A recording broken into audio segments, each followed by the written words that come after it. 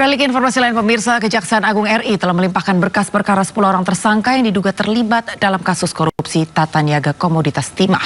Jaksa penuntut umum akan melanjutkan proses dakwaan sebelum diajukan ke pengadilan.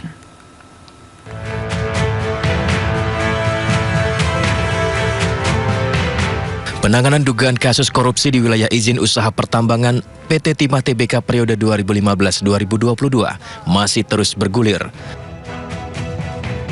Perkembangan terbaru, penyidik Kejaksaan Agung telah menyerahkan berkas perkara 10 tersangka kepada Jaksa Penuntut Umum di Kejaksaan Negeri Jakarta Selatan.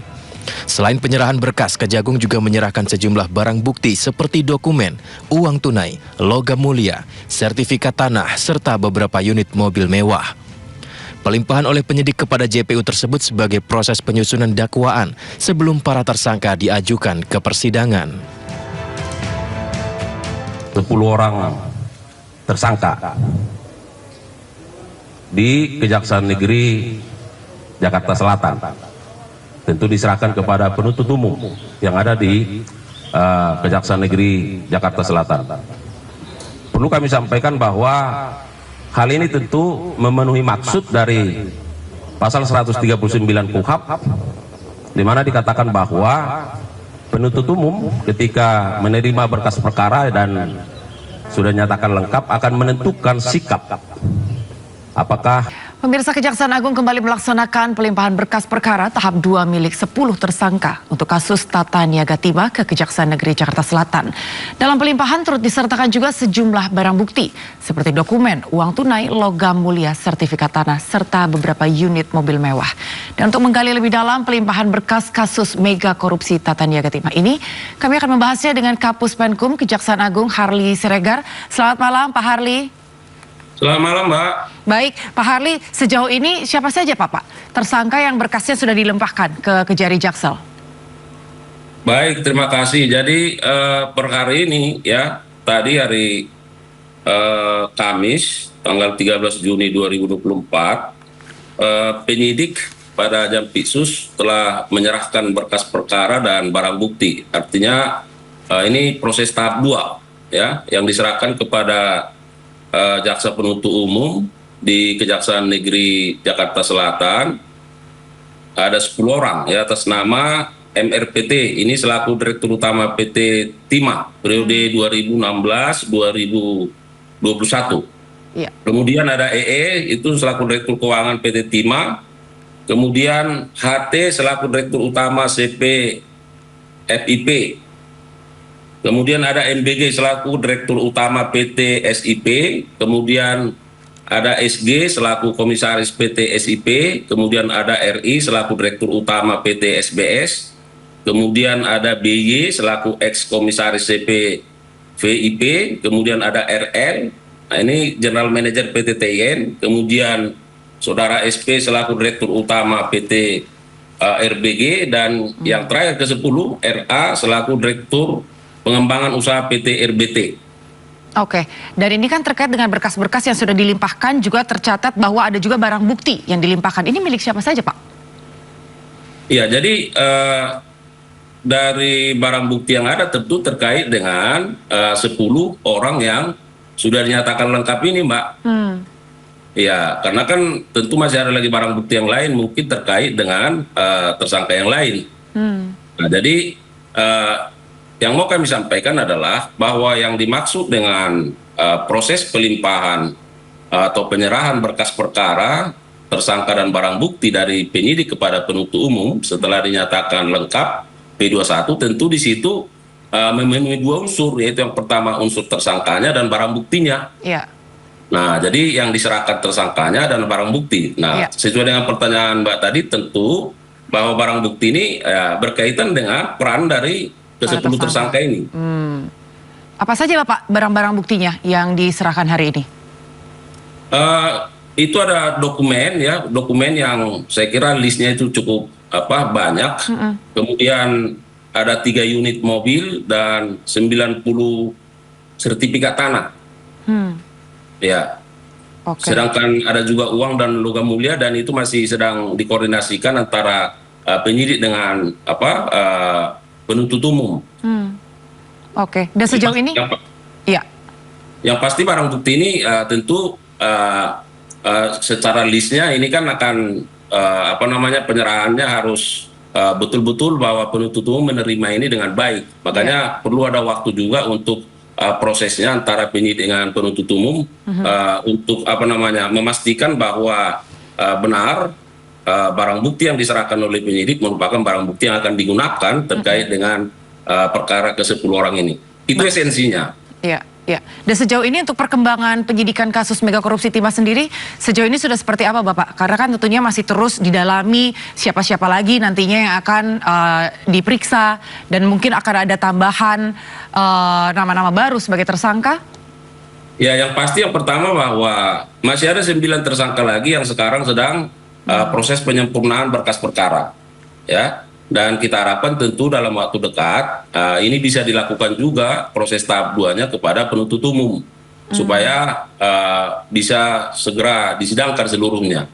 Nah, yang kedua, memang sampai sekarang juga tentu penyidik masih terus melakukan pengembangan, penggalian, pendalaman terhadap peran dari baik tersangka yang ada maupun dari para saksi-saksi.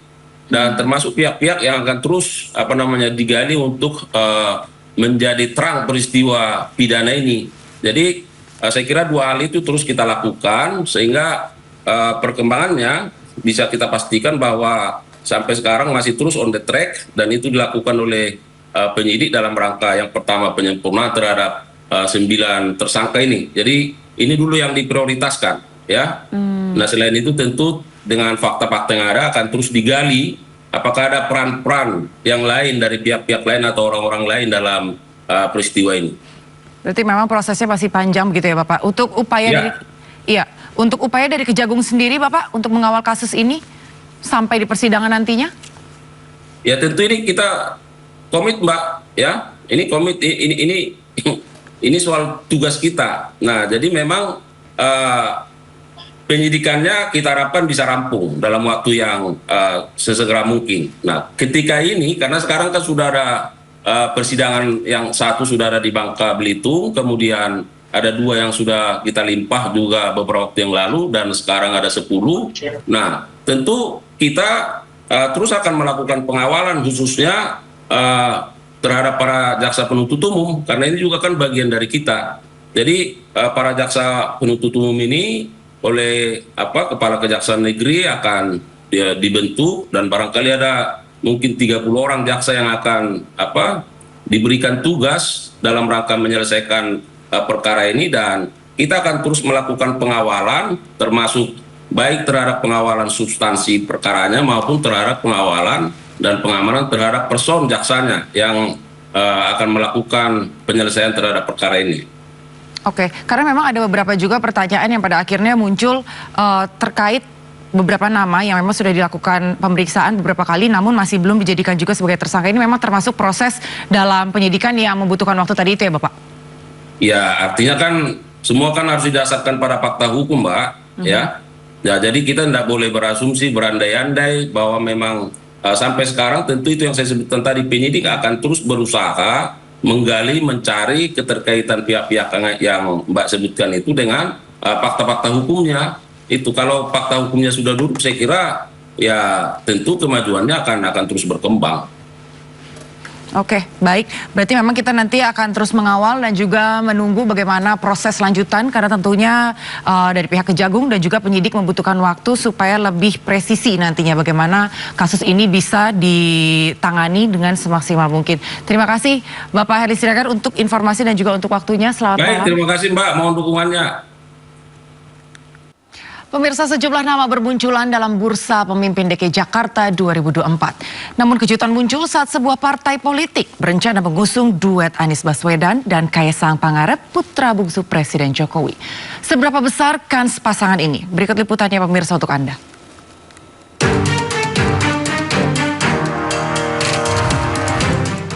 Bursa Pilkada Jakarta semakin panas. Nama-nama bermunculan dan semakin mengerucut. Bahkan muncul wacana menjagokan duet Anies Baswedan, Kaesang Pangarep sebagai bakal calon gubernur dan bakal calon wakil gubernur DKI Jakarta. Wacana itu datang dari DPW PKB DKI Jakarta yang mengaku sudah berkoordinasi dengan PSI mengenai duet Anies Kaisang.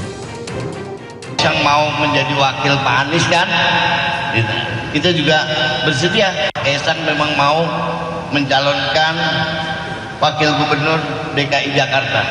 Kita juga sudah komunikasi dengan PSI. Ketua Umum PSI Kaisang Pangarep tak mempermasalahkan usulan itu. Selain figur yang baik, beberapa lembaga survei juga menunjukkan Anies Baswedan masih diunggulkan dalam Pilkada Jakarta. Ya, nggak masalah. Saya kira itu juga baik, dan kita lihat kan juga Pak Anies juga kalau kita lihat surveinya sekarang juga yang paling tinggi. Jadi ya saya nggak masalah juga kalau nanti pun akan dipasangkan oleh Pak Anies. Sudah itu ya. Terakhir, Mas. Sementara Anies belum memberikan komentar. Meski pekan lalu, Anies telah membuka pintu bagi PDI Perjuangan untuk menjadi partai pengusungnya di Pilkada DKI Jakarta 2024. PDIP juga menarik. Wah. Jadi sambil kita lihat hari-hari ini kan, mudah-mudahan nggak lama lagi sampai pada kesimpulan. Tapi PDIP menarik ya Pak? Menarik. Sejumlah nama muncul dalam bursa Pilkada DKI Jakarta. Poster-poster dan spanduk bermunculan. Namun ke arah mana koalisi akan mengerucut, kita tunggu pendaftaran pasangan calon kepala daerah 2024 Agustus mendatang. Tim Liputan iNews melaporkan. Pemirsa, Padang Arafah bersiap sambut jemaah haji dari seluruh dunia pada Sabtu 15 Juni mendatang. Menteri Agama pastikan fasilitas di tenda jemaah haji Indonesia siap digunakan.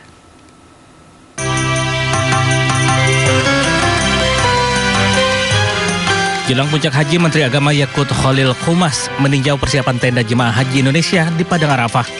Didampingi pihak Masyarik selaku penyedia layanan haji di Arafah, Musdalifah dan Mina, Menak mengecek satu persatu fasilitas yang ada di tenda. Mulai dari keran air, dapur, toilet tempat berwudu hingga stop kontak, AC dan kasur. Bahkan Gusmen sempat mencoba salah satu kasur yang ada. Di Arafah, jemaah haji Indonesia akan menempati 73 maktab dan 1.169 tenda.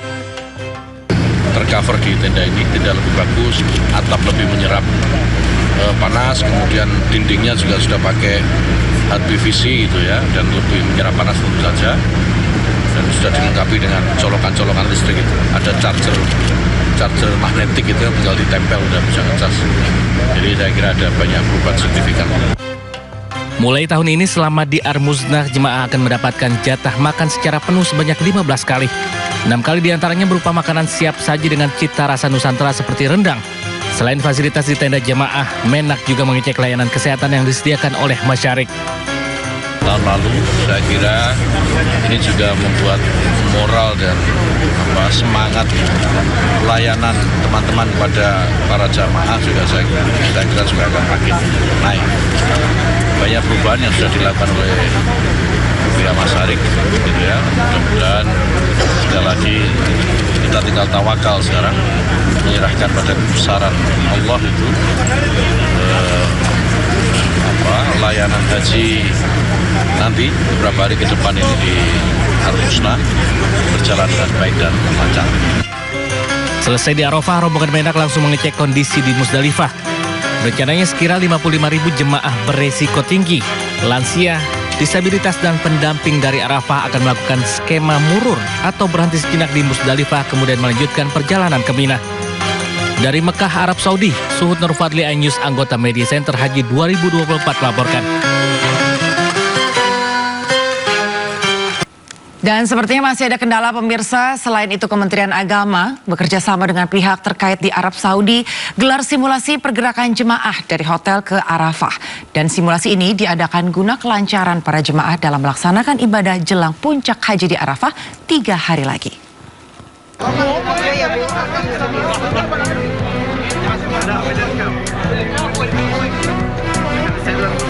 Akhir pekan ini jutaan jemaah haji dari seluruh dunia akan melaksanakan wukuf di Arafah. Demi meningkatkan keamanan dan kenyamanan jamaah, di tahun ini pemerintah Kerajaan Arab Saudi melakukan terobosan melalui penggunaan smart card atau kartu nusuk sebagai akses masuk jamaah ke Arafah, Musdalifah, dan Mina. Kementerian Agama bekerja sama dengan Kementerian Haji Arab Saudi, Masyarik, menggelar simulasi keberangkatan jemaah dari hotel ke Arafah. Kalau jamaah belum memiliki kartu sampai dengan 1 hari sebelum keberangkatan, pihak maktab diperintahkan untuk terus mendata dan memitigasi siapa-siapa di antara anggota jamaah yang ada di maktabnya yang belum memiliki kartu. Maka hari itu juga mereka berjanji akan menerbitkan kartu.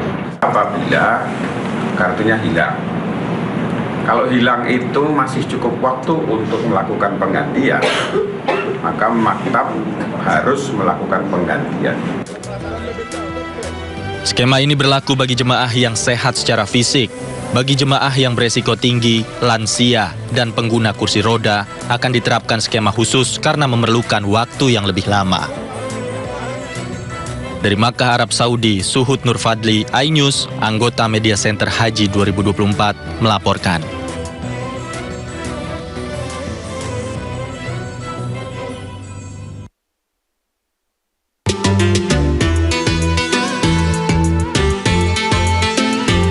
Skema pertama yaitu skema normal. Skema ini berlaku bagi jemaah yang mampu mengikuti seluruh rangkaian ibadah haji. Kemudian terdapat skema murur. Skema ini diperuntukkan bagi jemaah sakit berisiko tinggi atau RISTI, lansia, disabilitas, dan pendamping yang mengikuti prosesi puncak ibadah haji dengan hanya melintas di Musdalifah. Skema selanjutnya adalah safari wukuf non-mandiri. Skema ini diperuntukkan bagi jamaah RISTI, lansia, disabilitas yang tidak perlu dirawat di rumah sakit dan tanpa pendampingan.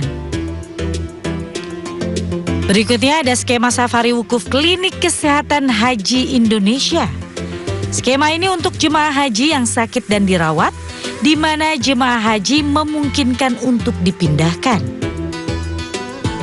Terakhir adalah Ba'dal Haji bagi jemaah wafat sebelum wukuf dan jemaah sakit yang tidak bisa dipindahkan dari rumah sakit.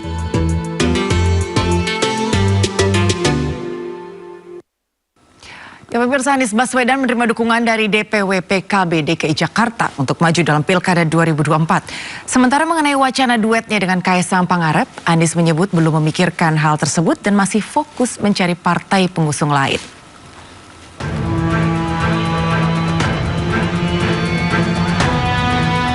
Anies Baswedan menghadiri silaturahmi dengan Dewan Pimpinan Wilayah Partai Kebangkitan Bangsa DKI Jakarta Rabu siang. Anies tiba sekitar pukul 1 siang dan disambut langsung oleh Ketua DPW PKB DKI Jakarta Hasibullah Ilyas. Kehadiran Anies sekaligus menerima dukungan dari PKB Jakarta untuk maju sebagai calon gubernur di Pilgub DKI.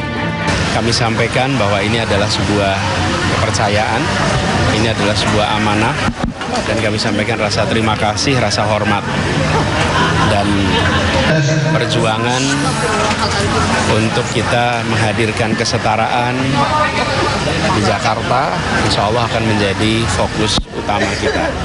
Jadi tujuannya adalah silaturahmi, tujuannya adalah menyambut apa yang kemarin menjadi keputusan, dan insya Allah kita akan jalan bersama-sama. Sementara terkait calon wakil gubernur, PKB mengaku masih mempertimbangkan sejumlah nama, termasuk Ketua Partai Solidaritas Indonesia, Kaesang Pangarep.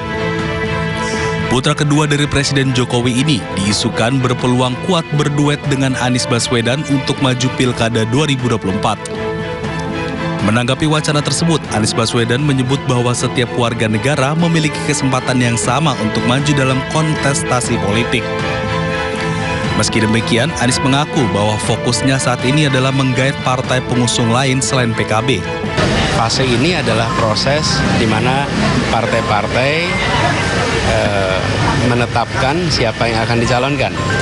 Dan dari situ kemudian nanti akan dicari kombinasi pasangan sebagai bagian dari proses politiknya.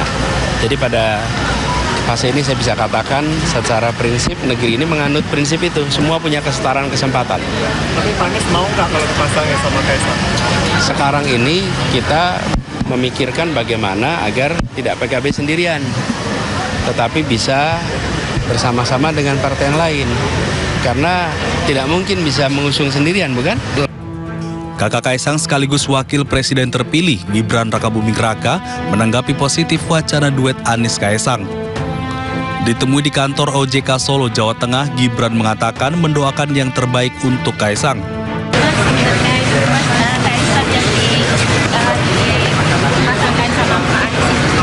Bagus, itu bagus ya. Mendoakan semua calon yang terbaik ya. Nama Anies Baswedan digadang-gadang akan kembali maju dalam perebutan kursi DKI 1.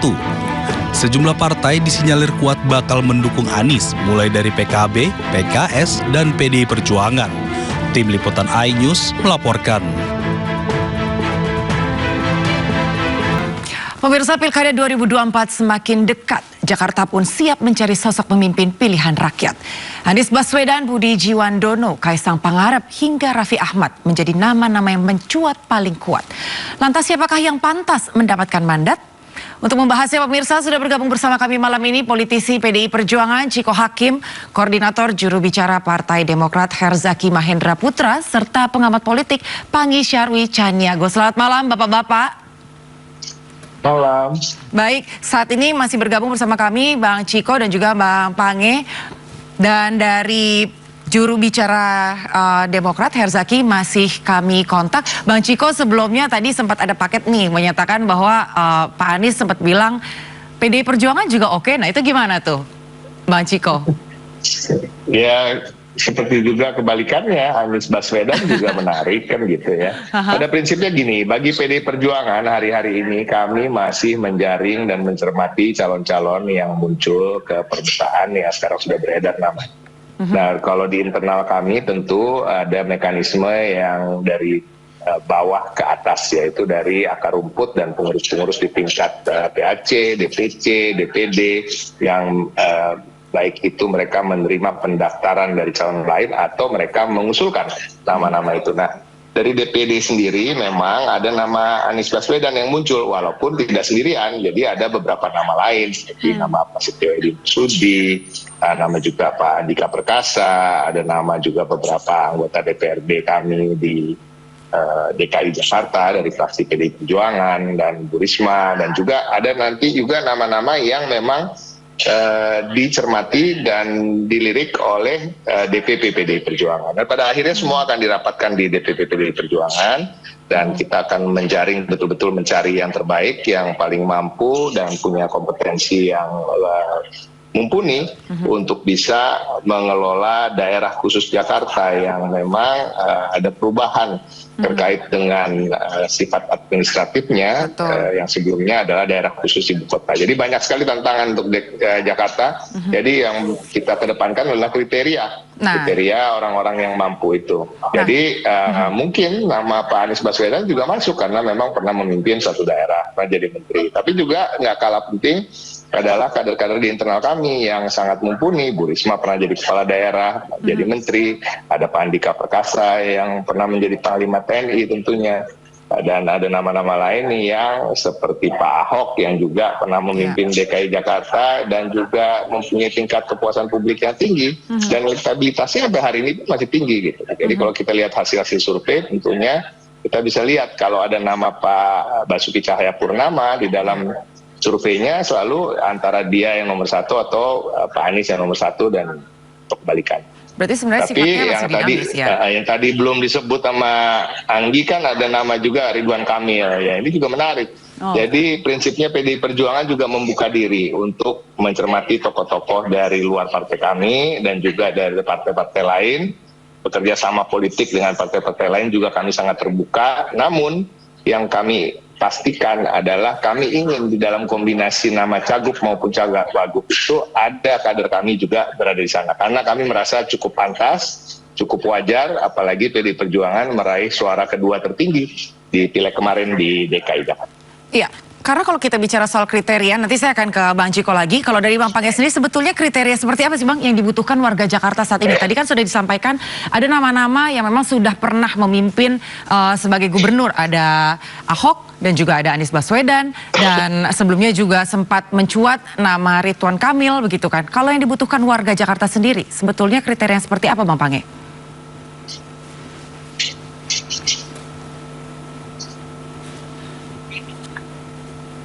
Halo, audionya mungkin bisa dinyalakan Pak Pange?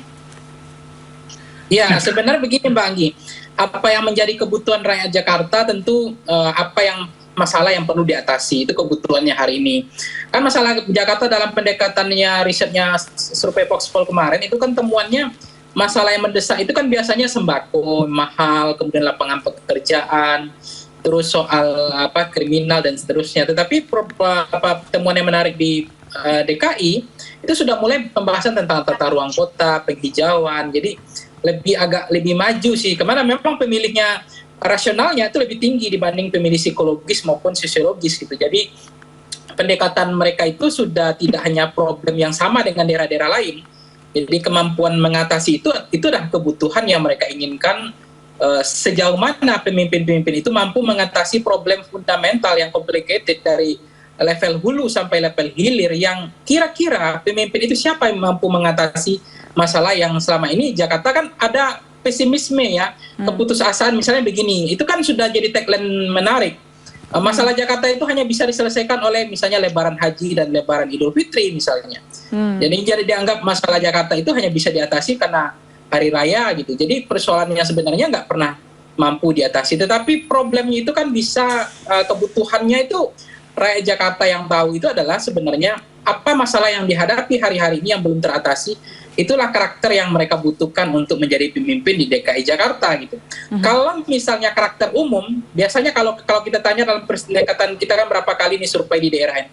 Biasanya kan keinginan dari masyarakat itu karakter seperti apa yang mereka butuhkan jadi pemimpin jadi kepala daerah, apakah bupati, wali kota, dan gubernur. Biasanya kan mereka inginkan ada pemimpin yang bersih, pemimpin yang tidak korupsi, pemimpin yang tidak berjarak dengan rakyat, pemimpin yang perhatian sama rakyat, pemimpin yang mau turun ke bawah, face to face bertemu dengan rakyat, menyapa, menyalami, say hello, kemudian mereka mau mendengar, mengagregasi, mengartikulasikan apa yang menjadi masalah yang hari-hari dihadapi oleh masyarakat. Kemudian mereka memberikan optimisme, bukan pesimisme, tapi memberikan harapan baru yang sebetulnya selama ini dari musim durian sampai musim rambutan sampai musim manggis ini masalah nggak pernah teratasi gitu. Nah itu yang karakter yang mereka butuhkan sebenarnya. Sosoknya adalah tentu saja tergantung karakter apa yang sebenarnya cocok untuk DKI Jakarta hari ini.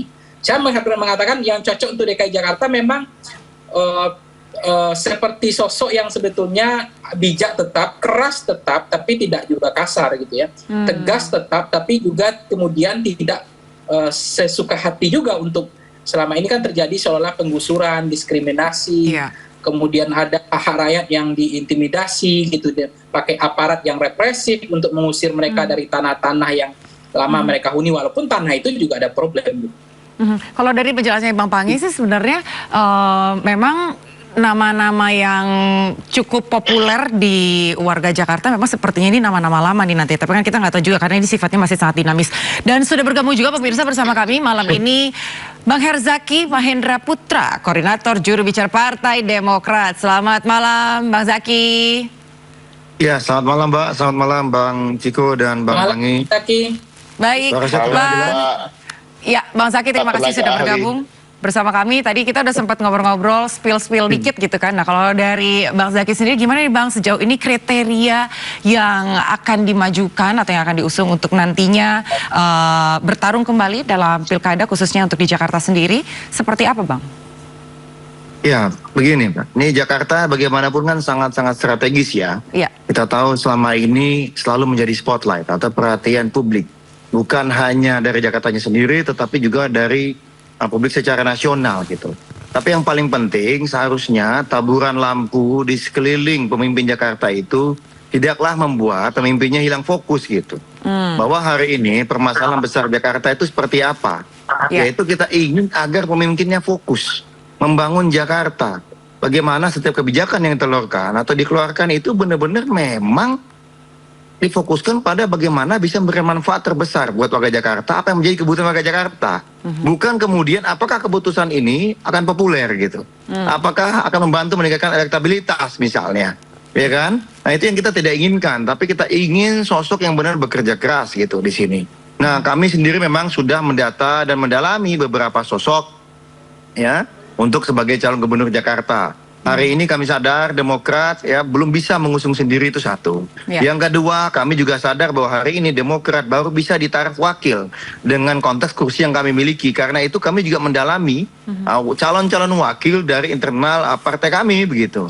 Nah, inilah yang saat ini masih kami fokuskan. Misalnya hari ini kami punya Mujiono, Bang. Anggota DPRD provinsi berkali-kali yang memang fokusnya di Komisi A yang sama ini intens bersama dengan gubernur-gubernur berbagai periode itu membahas mengenai bagaimana mengenai anggaran, mengenai pemerintahan, roda pemerintahan dan berbagai macam hal lainnya, sehingga hari ini seorang teknokrat itu sangatlah diperlukan menurut kami gitu. Karena bisa jadi figur calon gubernurnya nanti mungkin sosok yang sangat populer, bisa jadi gitu. Tetapi kita butuh juga sosok yang jangan sampai nih cagup-cawagupnya dua-duanya populer misalnya, dikenal publik, tetapi malah mana nih yang mengurusi Jakarta sebenarnya yang mana gitu. Nah, kami mau menyodorkan bagaimana agar sebaiknya sosok cagup dan cagup ini adalah benar-benar tokoh yang punya bukan hanya leadership, tapi juga punya manajerial, dan yang paling penting punya fokus. Saya mengurus Jakarta kenapa? Untuk warga Jakarta, bukan buat diri saya sendiri. Nah, karena itu kami menyodorkan tadi beberapa calon wakil ya yang punya kapasitas, kapabilitas, dan pengalaman betul mengenai situasi Jakarta. Karena oke lah ada masalah-masalah klasik, tapi hari ini Bang Panggi mungkin bisa sharing lagi hasil surveinya, apa yang sebenarnya menjadi kebutuhan warga Jakarta.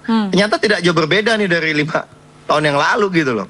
Kalau kita bicara mengenai macet dan banjir, itu nggak pernah menjadi permasalahan nomor 1 dan nomor 2 yang menjadi masalah urgensi bagi warga Jakarta. Tetapi yang menjadi permasalahan utama diantaranya nih yang kami tahu adalah bicara mengenai lapangan pekerjaan. Nah, ini salah satu yang menjadi penting gitu loh. Jadi jangan kemudian sibuk mengkampanyekan sesuatu yang nantinya sebenarnya itu isu populis di publik, tetapi bukanlah harapan dan kebutuhan sebenarnya dari Jakarta itu sendiri gitu. Nah, ini yang kami sampaikan, Pak. Kalau dari Bang Ciko sendiri, sejauh ini konsolidasinya dengan internal sendiri seperti apa, Bang Ciko? Apa yang betul-betul paling dibutuhkan oleh warga Jakarta? Tadi kan kalau Bang Saki bilang bukan lagi cuma masalah banjir dan juga macet, itu adalah masalah yang terus-menerus terjadi begitu. Kalau dari PDI Perjuangan sendiri seperti apa, Bang Ciko?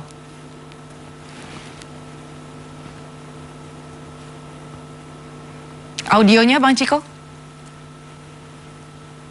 Permasalahan di Jakarta ini selain masalah-masalah klasik yang tadi sudah disebutkan, macet, banjir, tenaga kerja, harga sembako yang masih mahal, dan lain-lain. Kita bicara soal akses juga pelayanan kesehatan dan lain-lain.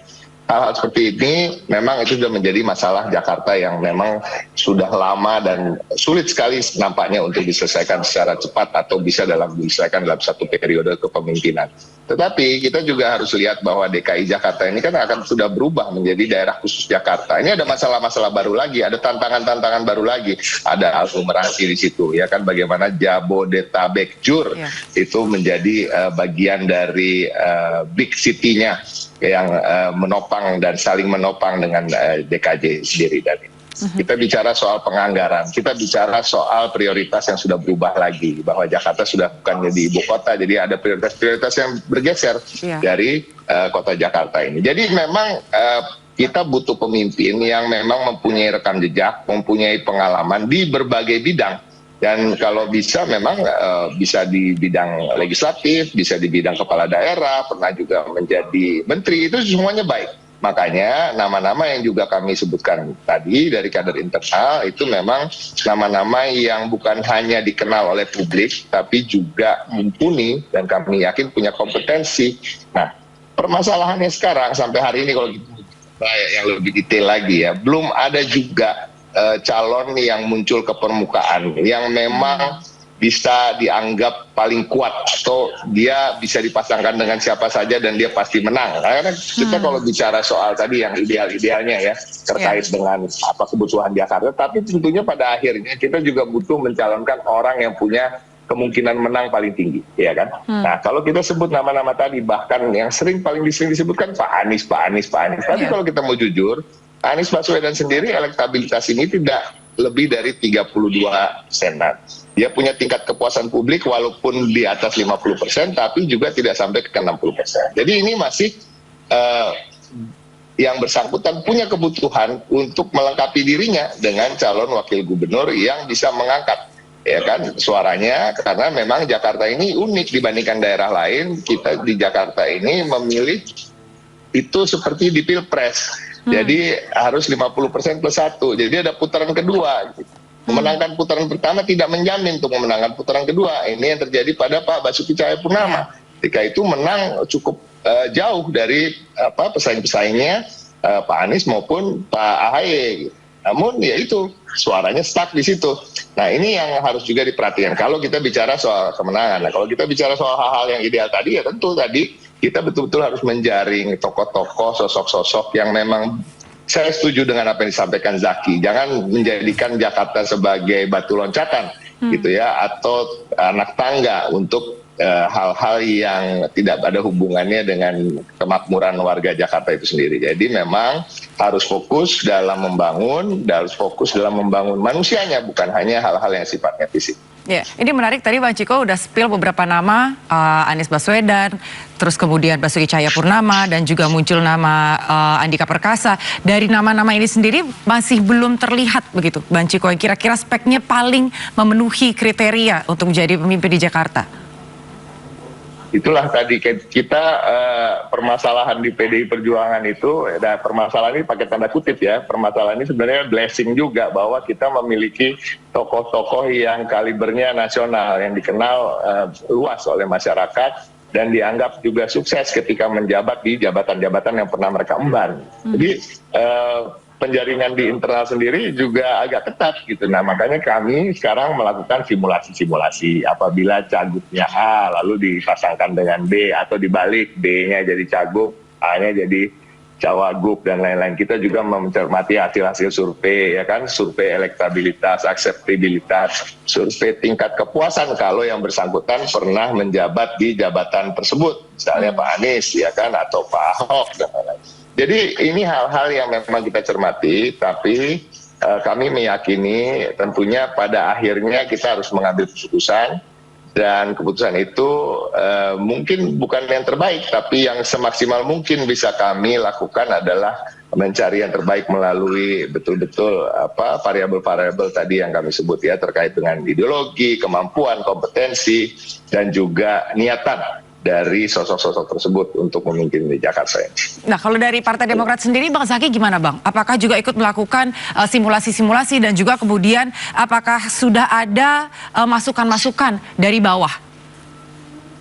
Iya, benar, Pak. Jadi memang kalau kami sama, ternyata memang setiap partai politik ya, itu semua berbasiskan data gitu. Bagaimana kita ingin tahu pasangan calon terbaik. Ya. Misalnya katakanlah satu tokoh itu dia tinggi elektabilitasnya, tetapi kalau misalnya pasangannya tidak pas, atau bahkan misalnya dirasa bahwa elemen pendukungnya tidak cocok nih, dua pihak bukan menambah, tapi malah saling meniadakan. Nah ini kan nggak pas gitu. Atau misalnya chemistry-nya juga tidak pas. Kita kan ingin agar pemimpinnya akur nih Pak. 5 tahun ini satu sama lain saling mengisi, bukan malah kemudian saling berlomba-lomba menunjukkan diri. Nah ini juga menjadi penting dalam persyaratan yang ingin kami kedepankan ketika nanti mengusung siapapun calon gubernur dan juga calon wakil gubernur. Ya ini karena apa? Seringkali kita juga melihat bagaimana kalau berkejar-kejaran satu sama lain, lalu tidak memiliki chemistry yang pas, mungkin bisa menang karena elektabilitasnya kuat, lalu berbagai hal lainnya kuat. Tetapi ini nggak akan baik gitu loh ke depan. Nah itu yang kita nggak inginkan. Kita ingin yang terbaik buat masyarakat. Pesan Mas AHY, ketum kami, ayo kita cari yang benar-benar dekat dengan rakyat, peduli dengan rakyat, dan selalu berupaya cari solusi. Dan kita ingin ya, kita juga dalam simulasi nih dengan beberapa nama, hanya hari ini kami belum bisa menyebutkannya, karena masih dalam berproses, dan kita juga sudah lakukan komunikasi. Baik di tingkat Jakarta sendiri, teman-teman DPD Jakarta Demokrat ini juga udah komunikasi dengan teman partai lain, maupun juga dengan tokoh-tokoh yang menurut mereka masuk radar sesuai dengan aspirasi masyarakat Jakarta.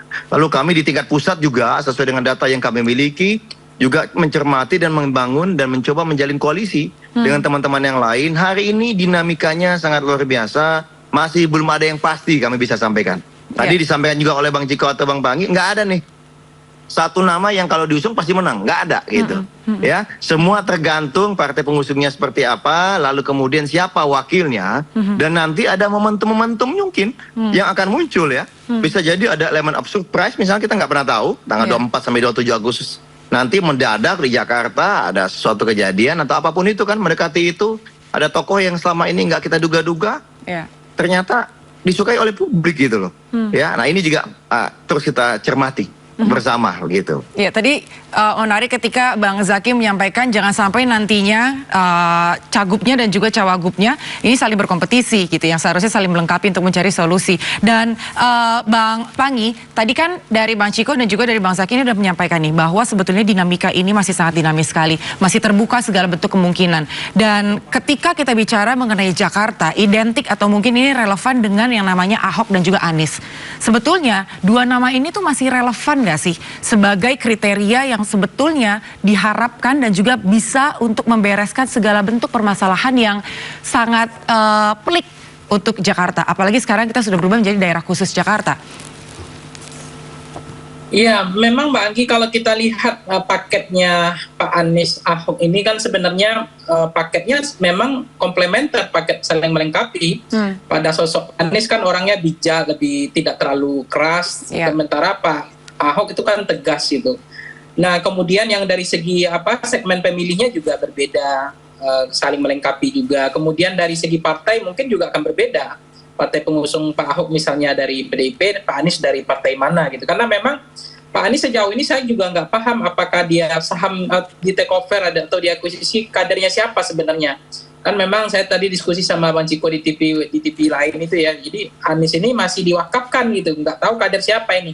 Apakah kadernya Partai Golkar atau kadernya Partai Demokrat atau kadernya PDIP, kita nggak, atau Nasdem gitu. Sampai sekarang kan kita nggak tahu nih Pak Anies ini kadernya partai mana. Sehingga memang wajar poin kedua sekarang Bang Ciko ini sama Bang Herzaki intensitas arahnya senampak-nampaknya ingin menyodorkan kader terbaiknya untuk menjadi pasangan dengan Pak Anies.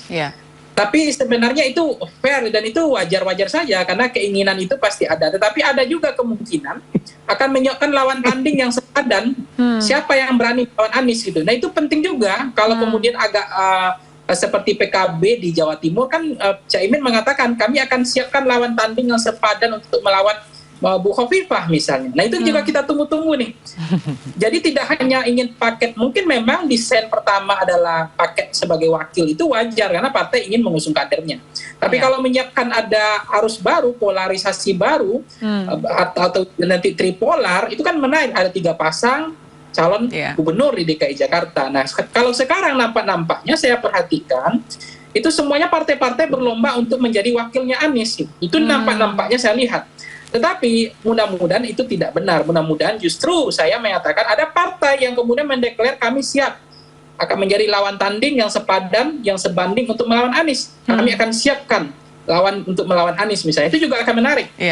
Sehingga memang karena memang persoalan di Jakarta itu persoalan tadi saya katakan tidak hanya soal lapangan pekerjaan, tidak hanya karena kemiskinan yang tinggi, tidak hanya soal sembako yang mahal, tetapi lebih parah lagi sekarang itu soal keamanan, Mbak. Keamanan yang tidak terjaga. Misalnya kan banyaknya sekarang begal ya. Kemudian judi online yang begitu marak itu sebenarnya masalah nasional juga. Kemudian tidak hanya judi online ya, misalnya pinjaman online, pinjol juga merajalela. Ini sebenarnya kan kesalahan negara dalam menata rakyatnya.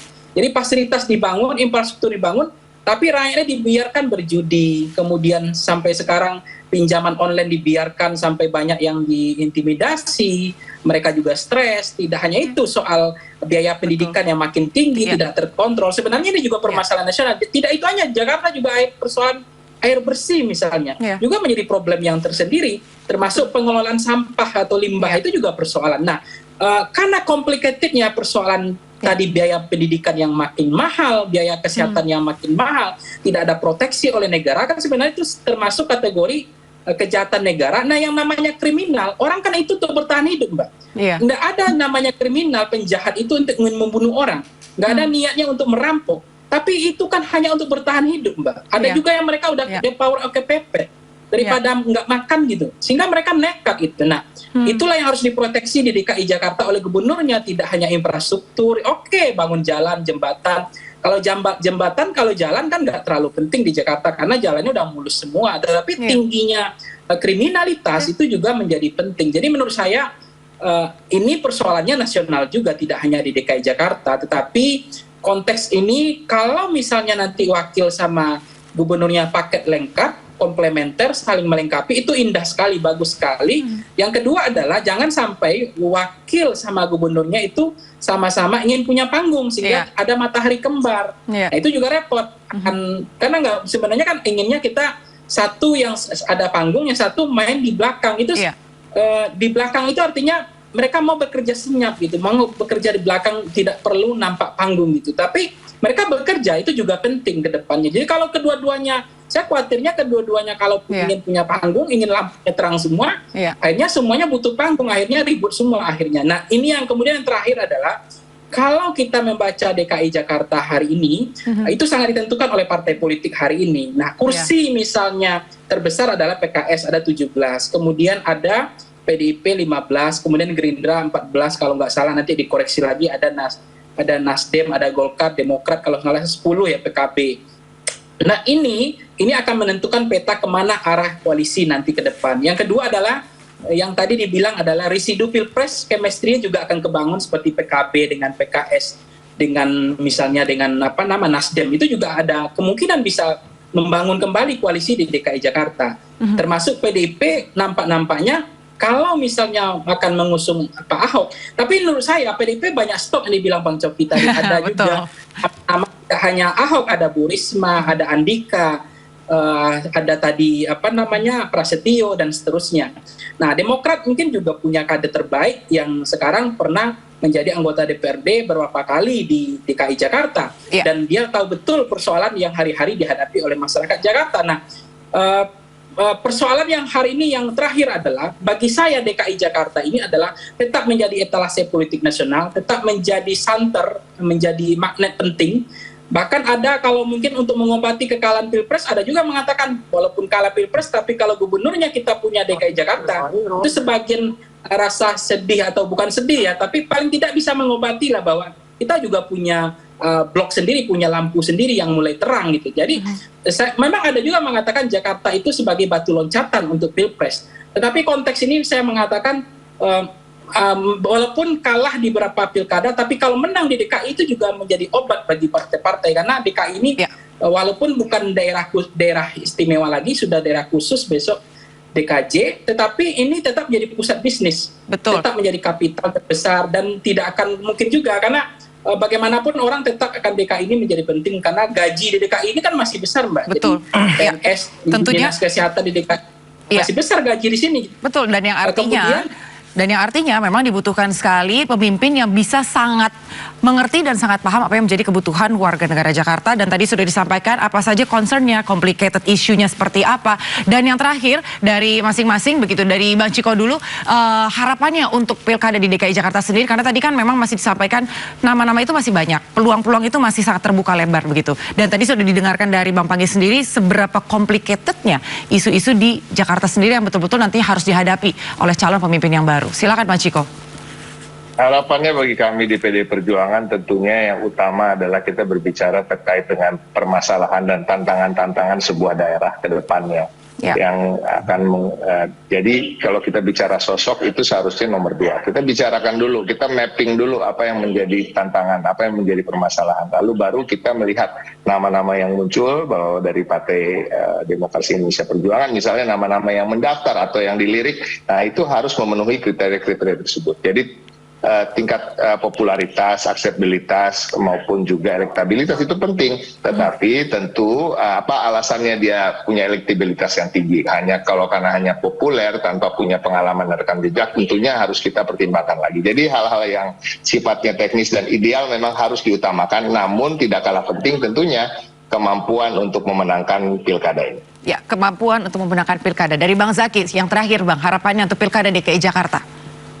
Ya, tentu harapan kami adalah bagaimana sosok-sosok terbaik dari siapapun, dari partai manapun itu memiliki ruang untuk bisa berkompetisi secara fair ya, terbuka, jujur, adil dan demokratis. Dan Demokrat akan terus berupaya untuk menjaga itu gitu. Nah, diantaranya bagaimanapun kalau kami ingin melihat ke depan. Cukuplah yang masa lalu tetap menjadi masa lalu, ya kita lihat aja ke depan. Indonesia ini tidak kekurangan sosok pemimpin. Nah, sehingga kalau bagi kami melihatnya bagaimana Jakarta kali ini kesempatan telah diberikan kepada pemimpin-pemimpin sebelum ini. Sekarang saatnya untuk kita mencari pemimpin baru untuk Jakarta. Dan kami Demokrat siap untuk mendukung juga dengan menyiapkan kader terbaik kami sebagai wakilnya. Nah, karena lagi-lagi tadi seperti yang kami sampaikan, kita ingin orang yang tadi saya sepakat apa yang disampaikan oleh Bang Pangi, bukan yang mau bekerja hanya di depan spotlight, tetapi bisa bekerja di belakang. Yang penting manfaatnya dirasakan betul oleh masyarakat Jakarta dan bisa memberikan solusi atas permasalahan yang mereka hadapi. Baik. Gitu. Ya, baik. Terima kasih Bang Zaki selaku koordinator juru bicara Partai Demokrat dan juga tadi Bang Ciko Hakim politisi PDI Perjuangan, dan terima kasih juga untuk segala bentuk informasi dan juga segala detailnya ke Bang Pangi Syarwi Caniago selaku pengamat politik. Selamat malam Bapak-bapak. Malam Mbak Anggi. Malam, terima kasih. Assalamualaikum. Wassalamualaikum Bang Ciko.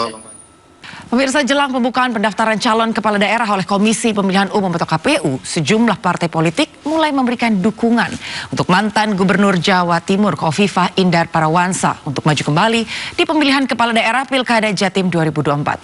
Simak informasi selengkapnya pemirsa hanya di One on One Sinonews TV Jumat 14 Juni 2024 jam 9:30 malam waktu Indonesia Barat.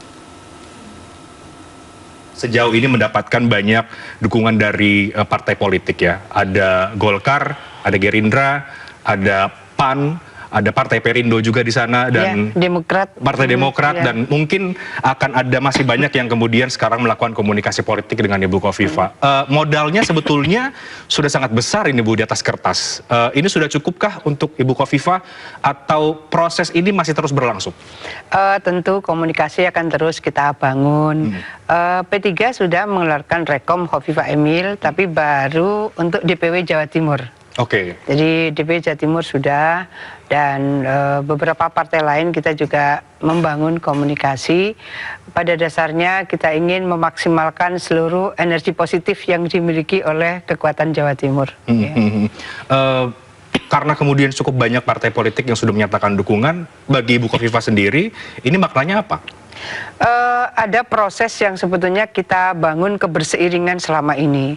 Jadi semua kekuatan partai, sosial, ekonomi, semualah elemen strategis selama ini kan kita berseiring, kita bersinergi, kita berkolaborasi. Bahwa kemudian masing-masing partai tentu punya garis afiliasi, terutama dengan keputusan-keputusan DPP partai masing-masing kita tentu sangat menghormati. Tapi ada yang kemudian keberseiringan itu sudah memberikan satu dukungan eksplisit gitu. Kalau partai pasti mereka punya garis partai yang kemudian memberikan rekomendasi tertulis P1 KWK yang nanti untuk ke KPUD. Tapi bahwa elemen-elemen lain, apakah elemen seniman misalnya, elemen olahragawan, elemen-elemen yang lain, mereka sudah memberikan dukungan, deklarasi, dan seterusnya.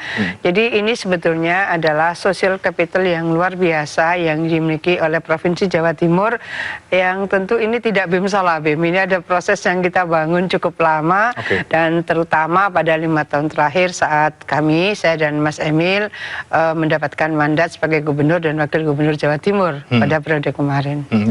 Kembali bersama kami di Sindo Prime pemirsa, Menteri Pertahanan Republik Indonesia Prabowo Subianto menemui Presiden Joko Widodo di Istana Kepresidenan sore ini. Kedatangan Prabowo bertujuan untuk memberikan laporan seusai kunjungannya ke Yordania saat menghadiri KTT Gaza. Prabowo menyebutkan pemerintah Indonesia akan mendesak gencatan senjata demi membantu rakyat Palestina.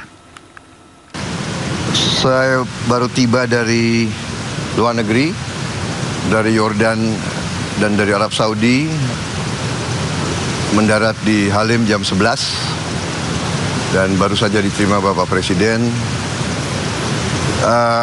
Saya laporkan hasil dari